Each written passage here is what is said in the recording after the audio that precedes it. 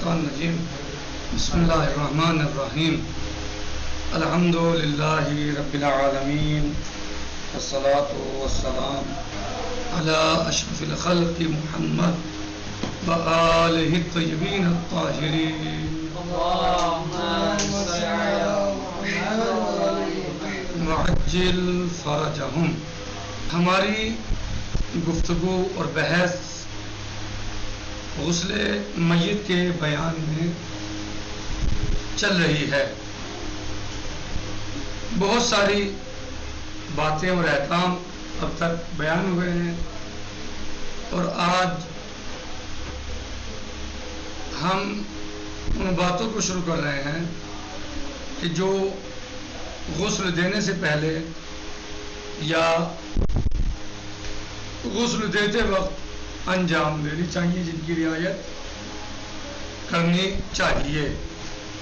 ان میں ایک یہ ہے کہ سب سے پہلے غسل سے پہلے چاہیے غسل دینے والوں کو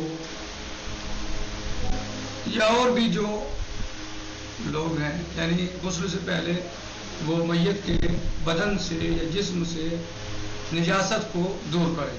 جو عارضی نجاست ہے اس کو ہٹا دیں.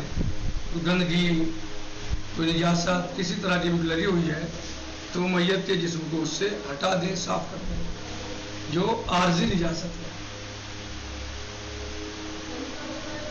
اور مستحب ہے کہ میت کی قمیص کو پھاڑ کر نیچے کی طرف سے نکالا جائے.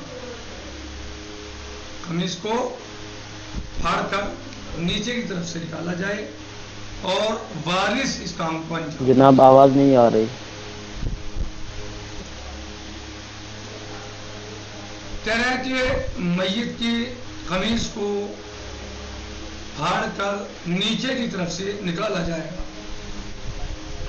اور اس کام کو میت کا وارث انجام دے گا، کیونکہ اب یہ قمیص وارث کی ملکیت ہو گئی ہے. یعنی گویا وارث کو میراث میں مل گئی ہے اور یہ وارث کا حق ہو گیا ہے قمیص. لہذا اس کو کوئی اور نہیں اتار سکتا، کوئی اور نہیں پھاڑ سکتا، کوئی اور نہیں پھاڑ سکتا، بلکہ خود جو وارث ہے وہ اس کام کو انجام دے گا. اور نیچے کی طرف سے نکالیں گے کیونکہ اس میں نجاست کا ظن اور گمان پایا جاتا ہے کہ ہو سکتا ہے اس نجاست لگی ہوئی ہو اور اوپر کی سائڈ سے لے جائیں گے تو پھر اوپر کا جسم بھی باقی سب نجس ہوگا. تو لہٰذا اسے پھاڑ کے نیچے کی طرف سے ہی نکال دیا جائے.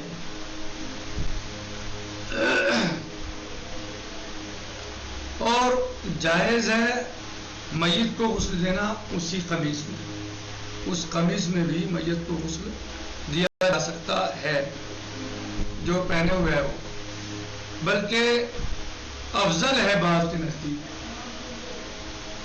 نزدیک افضل ہے. اور وہ پاک ہو جائے گی میت کے پاک ہونے کے ساتھ ساتھ. جب تینوں غسل ہو جائیں گے میت کو تو وہ بھی پاک ہو جائے گی، بغیر کسی نچوڑے ہوئے پاک ہو جائے گی. بعض لوگوں نے اسے ہی ترجیح دی ہے کہ قمیص میں ہی غسل دے دیں. اسی میں روایات کا انہوں نے اس میں سہارا لیا ہے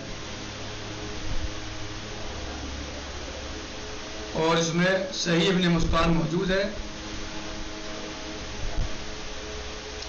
روایت کیا ہے کہ اگر آپ کے اندر یہ استطاعت ہو کہ قمیص پہنے ہوئے جو غسل دے دیں تو اسی کے نیچے سے یعنی غسل دے دیں قمیص پہنے ہوئے میت کو. اور ابن یقطین کی صحیح میں موجود ہے. ابن یقطین مشہور ہے، وہ کہتے ہیں کہ قمیص میت کو غسل نہیں دیا جائے گا مگر اسی کی قمیص میں، یعنی اسے نیچے سے غسل دیا جائے گا. تو اور بھی اس کے علاوہ بہت ساری روایتیں ہیں. تو بہت سارے علماء نے بھی اس کو افضل جانا ہے کہ اسی قمیص میں غسل دے اور وہ قمیص پاک ہو جائے گی خود میت کے پاک ہونے کے ساتھ ساتھ جب تینوں غسل ہو جائیں گے تو قمیص بھی پاک ہو جائے گی بغیر نچوڑے، من غیر اثرین، بغیر نچوڑے. اور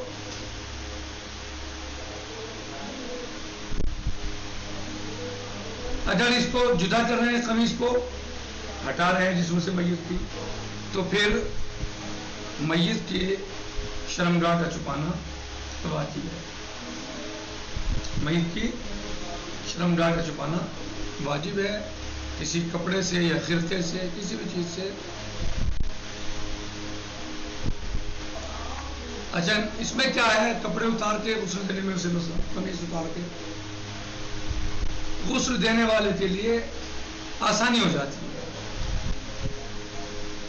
جو یعنی بنسبت اس کے کہ جس کے جسم پر کپڑا موجود ہے. یعنی ایک غسل دے رہے ہیں آپ قمیص پہنے ہوئے کسی کو، یعنی ستر عورتیں تو واجب ہے مرد کے لیے چھپانا، اس کی بات نہیں کر رہے. یعنی قمیص پہنے ہوئے غسل دینا، تو قمیص پہنے ہوئے غسل دینے میں غسل دینے والے کو آسانی ہو جاتی ہے. وہ اتار کے قمیص اتار کے غسل دینے میں غسل دینے والے کو آسانی ہو جاتی ہے بنسبت اس کے جو یعنی قمیص پہنے ہوئے غسل دیتے. کیونکہ جب قمیص جسم پہ نہیں ہے تو آسانی سے پانی پہنچایا جا سکتا ہے، آسانی سے پانی ڈالا جا سکتا ہے، پہنچایا جا سکتا ہے، اطمینان حاصل ہو جاتا ہے آسانی سے. صحیح. اور اگر قمیص اوپر ہے تو بہرحال پھر بھی ہوتا ہے کہاں پانی پہنچا کہاں نہیں پہنچا، پھر نیچے ہاتھ دیتے ہیں اصل وہ پانی پہنچانا یا اصل پانی وہاں پر لے جانا، اصل پہنچانا ہر جگہ. تو آسان کیا ہے، قمیص اتار کے زیادہ ممکن ہے اس کے لیے. اچھا سوائے اس کے کہ غسل دینے والا غیر مبصر ہو. اگر غسل دینے والا غیر مبصر ہے یعنی وہ نہیں دیکھتا تو پھر اسے برہنہ کا غسل دیا جا سکتا ہے. برہنہ بھی غسل دیا جا سکتا ہے کیونکہ وہ نابینا ہے، اسے دکھ ہی نہیں رہا، یا اپنے نفس پر بہت بھروسہ رکھتا ہے. انہوں نے کہ ستر عورت جو ہے واجب ہے، کپڑے سے یا خرقے سے یہ واجب ہے ستر عورت غسل دیتے ہوئے بھی، یعنی وہ نہیں آپ کھول سکتے سوائے اس کے کہ غسل دینے والا نابینا ہو یا اپنے نفس پر بہت واثق ہو کہ وہ شرمگاہ کی طرف نظر نہیں کرے گا. تو بہرحال کتنا ہی چاہے پھر بھی نظر تو پہنچ ہی جاتی ہے نا. غسل دے رہا ہے اسے، اس کے سامنے میت موجود ہے تو نظر تو پہنچ سکتی ہے. تو اگر ایسا ہے وہ تو پھر جو ہے وہ پھر یعنی اگر غسل دینے والا نابینا ہے یا واثق ہے اپنے نفس کہ وہ بالکل نہیں دیکھے گا، دونوں حالتوں میں اگر ایسا ہے تو کشف عورت ہو سکتا ہے، لیکن اس کے باوجود بھی مستحب ہے کہ خرقہ یا کپڑا اس کے اوپر ہو. کیا مستحب ہے کہ خرقے یا کپڑے کا ہو میت کی شرمگاہ مستحب ہے. ہاں اگر جو ہے وہ غسل دینے والا نابینا بھی ہے یا اسے اپنا پورا امید ہے، یقین ہے کہ وہ نظر نہیں کرے گا میت کی شرمگاہ کے اوپر، تو جائز ہے کہ اس کو بالکل برہنہ غسل دے سکتا ہے، لیکن اس کے باوجود بھی مستحب ہے کہ اس کی عورت کو یعنی شرمگاہ کو ڈھکے، چھپائے.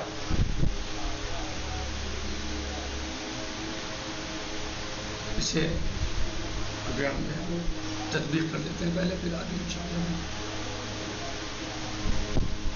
وَتَجِبُ إِزَالَةُ النِّجَاسَةِ الْأَرْضِيَّةِ، اور واجب ہے میت سے نجاست عارضی کا زائل کرنا، ہٹانا.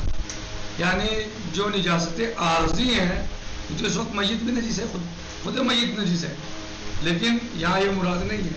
مراد وہ نجاستیں ہیں جو عارض ہوتی ہیں، پیشاب لگا ہوا ہے، پیخانہ لگا ہوا ہے، کوئی خون لگا ہوا ہے، کوئی اور نجاست لگی ہوئی ہے، تو اس سے میت کو صاف کیا جائے، میت سے اس کو ہٹایا جائے، دور کیا جائے. عرضیں ہیں جو نجاستیں عارض ہوتی ہیں، جیسے پیشاب لگ گیا، پیخانہ لگ گیا، خون لگ گیا، کوئی اور نجاست لگ گئی. ان بدن ہی اولن، میت کے بدن سے سب سے پہلے کیا ہوگا کہ میت کے بدن سے نجاست کو ہٹایا جائے گا.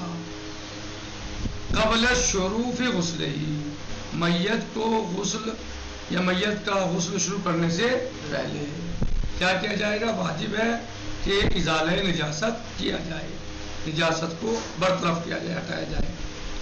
وَيُسْتَحَبُّ فَتْقُ قَمِيصِهِ، اور مستحب ہے کہ میت کی قمیص کو پھاڑ دیا جائے، میت کی قمیص کو پھاڑ دیا جائے.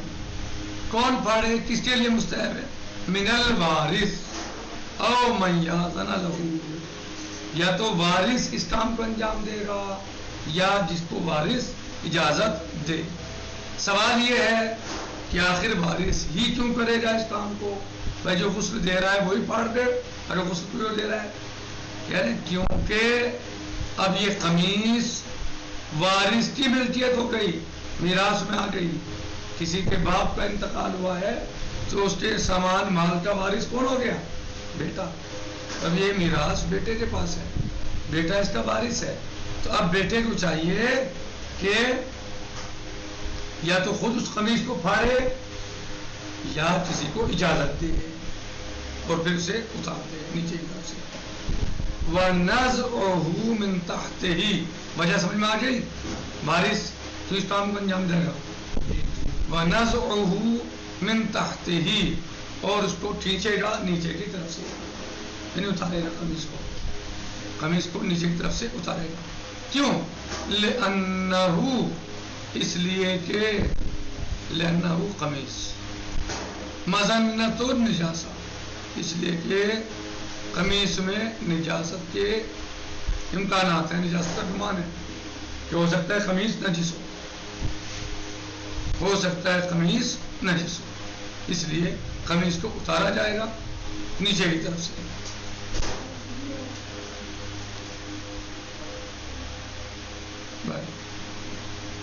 وَيَجُوزُ غُسْلُهُ فِيهِ، اور جائز ہے میت کو غسل دینا فِيهِ فی القمیص، قمیص میں.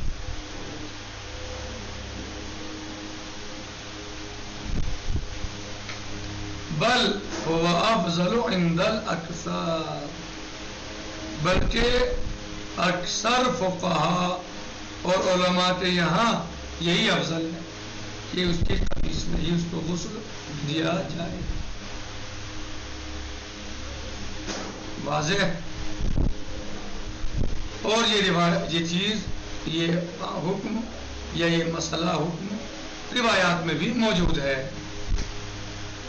وَيَطْهُرُ بِطُهْرِهِ، جیسے کہ ہم نے اس کو خلاصے میں بیان کیا ہے، روایات میں یہ چیز موجود ہے کہ قمیص میں غسل دے دیا جائے اسے. وَيَطْهُرُ بِطُهْرِهِ، اور یہ قمیص پاک ہو جائے گی. بِطُهْرِهِ، بِطُهْرِ الْمَيِّتِ، جب میت پاک ہو جائے گی غسل کے بعد، تینوں غسلوں کے بعد، تو یہ بھی پاک ہو جائے گی قمیص بھی. من غیر عصر، بغیر نچوڑنے کی بھی ضرورت نہیں ہے. وَعَلَى تَقْدِيرِ نَزْعِهِ، اور اگر قمیص کو اتارنا ہی ہے، یعنی قمیص کو اتارنے کے اعتبار سے دیکھیں، نزعی نزل قمیص تُسْتَرُ عَوْرَتُهُ، تو اگر قمیص اتاری جا رہی ہے تو پھر میت کی شرمگاہ کو چھپانا واجب ہے وجوباً. بہی او بخرقہ، یعنی بالقمیص، یعنی بالخرقہ، یعنی جو ہے کپڑے سے چھپائے یا پارچے سے چھپائے یا کسی بھی چیز سے چھپائے، میت کو چھپانا یعنی شرمگاہ کو چھپانا واجب ہے. اگر قمیص اتاری جائے تو پھر شرمگاہ کو چھپانا واجب ہے. وَهُوَ یعنی نزل قمیص امکن للغسل، زیادہ ممکن ہے غسل کے لیے، یعنی زیادہ بہتر ہے، آسان ہے، یعنی آسان ہے قمیص کے اتارنے میں، آسانی ہے غسل دینے میں. قمیص اتار کر غسل دینے میں زیادہ آسانی ہے، زیادہ ممکن ہے.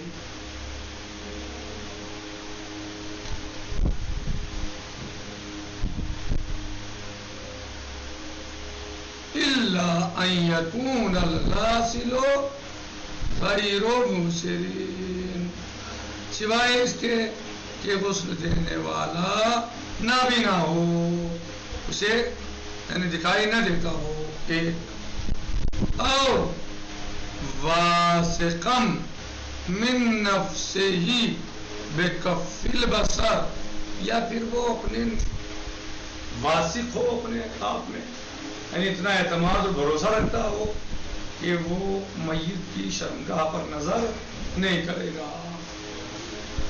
دو چیزیں،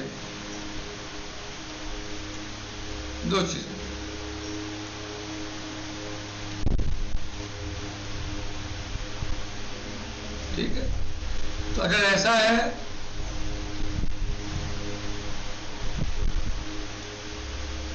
تو پھر اس کے لیے شرمگاہ کے کھلے ہوئے غسل دینے میں کوئی حرج نہیں ہے، یعنی دے سکتا ہے، جائز ہے۔ ما ذالک فیستحب استظہارا، اس کے باوجود بھی مستحب ہے کیا کرے کہ میت کی شرمگاہ کو چھپائے۔